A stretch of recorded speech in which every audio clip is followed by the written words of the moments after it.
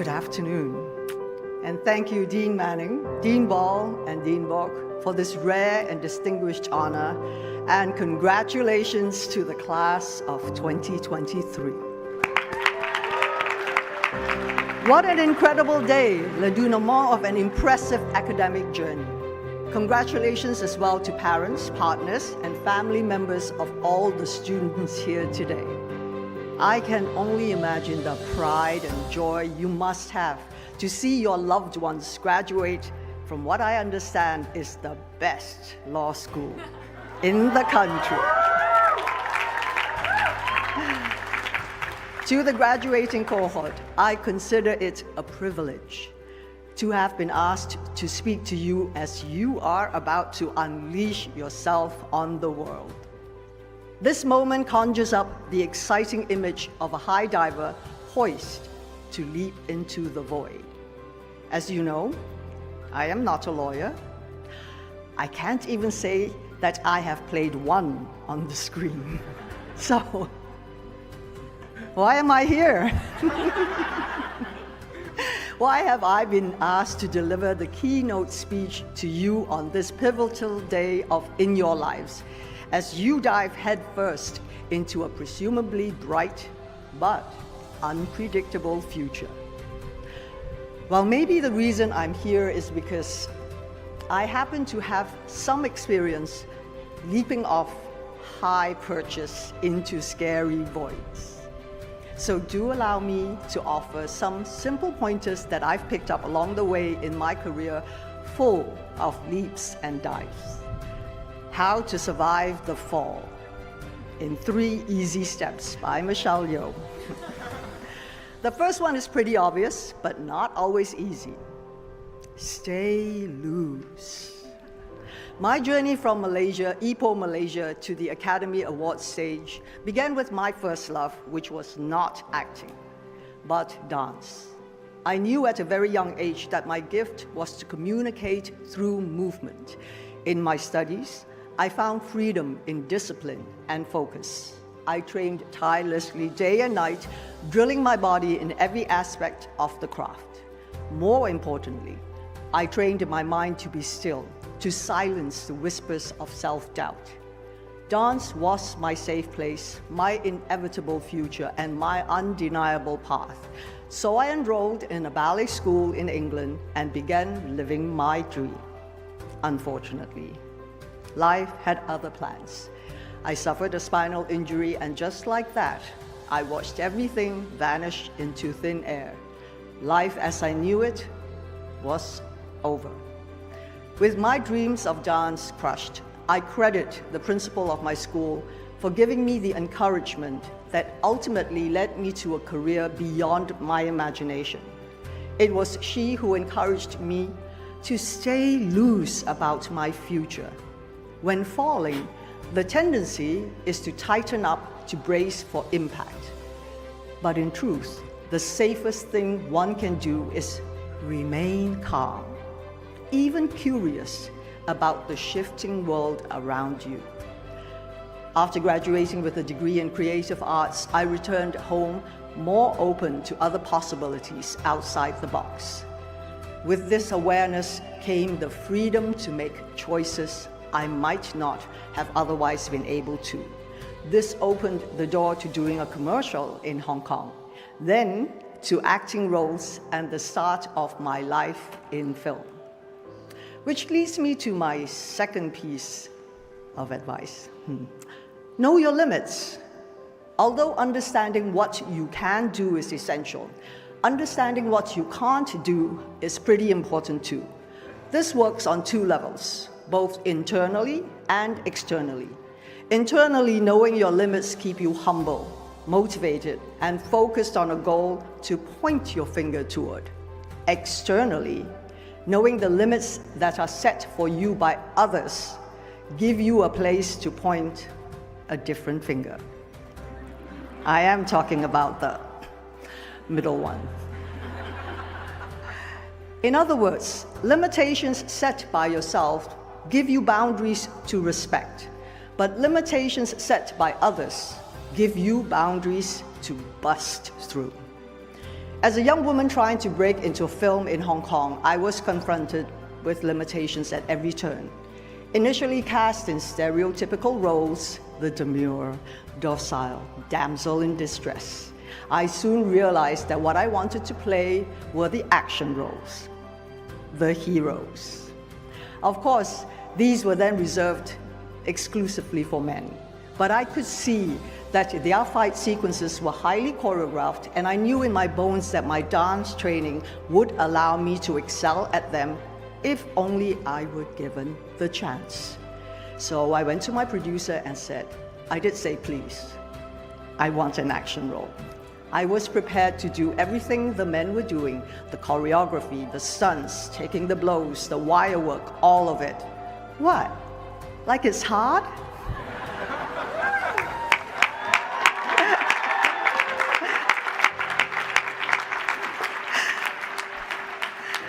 But when the chance finally came, I knew it was make or break. I had that one shot to prove my bankability as an action star, and if I failed, I would not get that opportunity again. So I seized the moment with everything I had, and as it turned out, thankfully, audiences were more than ready for a female star in action comedies. The film Yes, Madam was well received and launched my career. I knew I had made it then when soon after I joined Jet Li and Jackie Chan as the three people who Hong Kong insurers refused to cover. They took one look at the scenes we were shooting and ran for the hills. I wore that as a badge of honor. Eventually, things progressed, and before I knew it, I was regularly running on rooftops, riding motorcycles onto moving trains, and rolling off vans onto oncoming traffic. Don't try that at home, okay?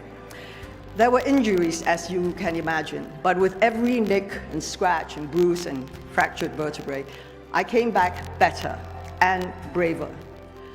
Learning how to fall teaches you how to land, and learning to land gives you the courage to jump higher.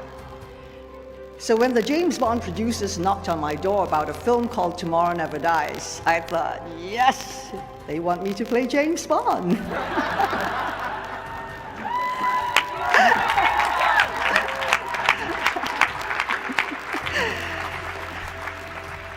I was fortunate that the producers Barbara Broccoli and Michael G. Wilson had a substantial role in mine in the character of Wei Lin, a formidable agent who was always one step off her adversaries and equal to Bond.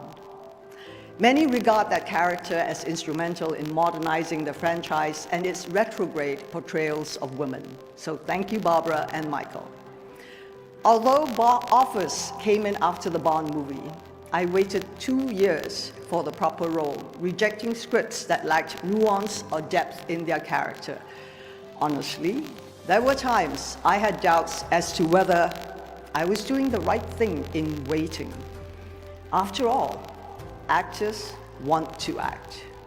However, I knew I would not be happy unless I continued to seek out roles that allowed me and like-minded creatives to dig deeper and reflect three-dimensional humanity on stage. And that was Crouching Tiger, Hidden Dragon.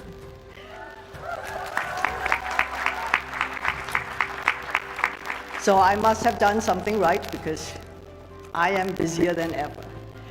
These examples illustrate the importance of limitations because our limitations become our challenges, and there is nothing like a challenge to keep you working, striving, and pushing for more.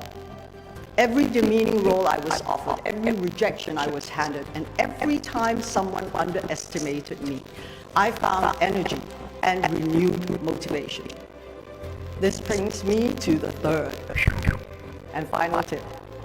Find your people. Life is not always a zero-sum game. For every winner, there doesn't have to be a loser. In fact, most success stories are less about competition and more about collaboration. The truth is, I could not have done any of this alone. My achievements are the results of those around me who offered and continue to offer support and belief. There are times where, as much as I don't want to let myself down, I don't want to let them down even more. My definition of community is vast, including my family, loved ones, and friends. But it also includes the other actors, directors, producers, stunt people, film crews, dancers, musicians, and artists with whom I've crossed paths. My community transcends time, in the sense that I stand on the shoulders of those who have come before me, and I am energized and inspired by those who come after me. My community extends beyond people I know personally, which is why representation matters, and why diversity on and off the screen have been a major priority for me, particularly for women and particularly in leading roles. When we shine a light on a rich and varied world around us, we empower the whole of our humanity. I can see no better reason to wake up in the morning and get to work. Lastly, my community is not limited to the film industry.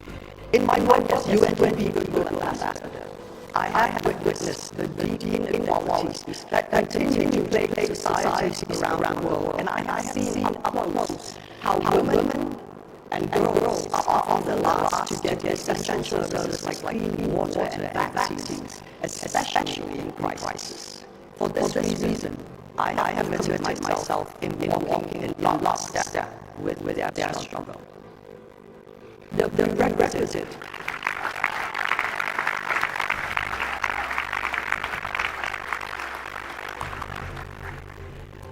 prerequisite to change is empathy.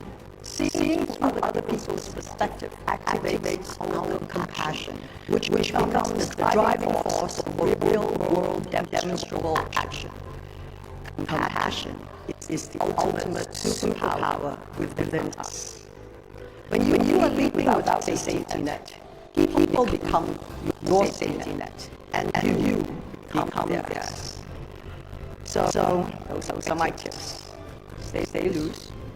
Know your limits, and find your people. But I want to conclude by speaking briefly about that little movie that could. Everything, everywhere, all at once.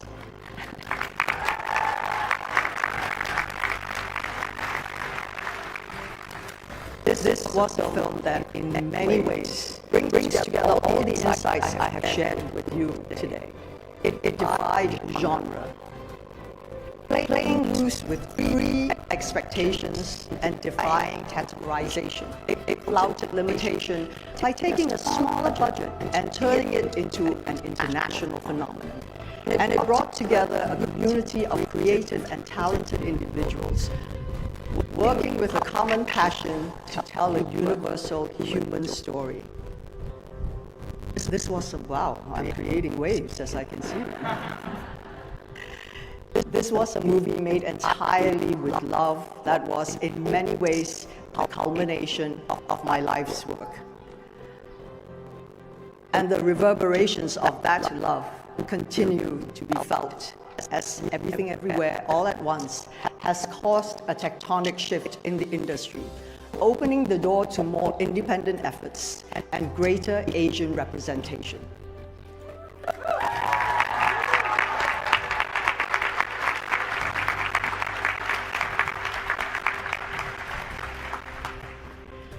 When I think of a glorious leap into an unknown void, I think of that movie. So class of 2023, this is my offering to you. Today you graduate, and today you leap. Stay loose, be smart, and go with love. And then leap again, and leap again. I look forward to living in the world you'll all help build, and I am honored to have been one small voice at the beginning of your journey. Thank you all, and I wish you every success. Happy graduation.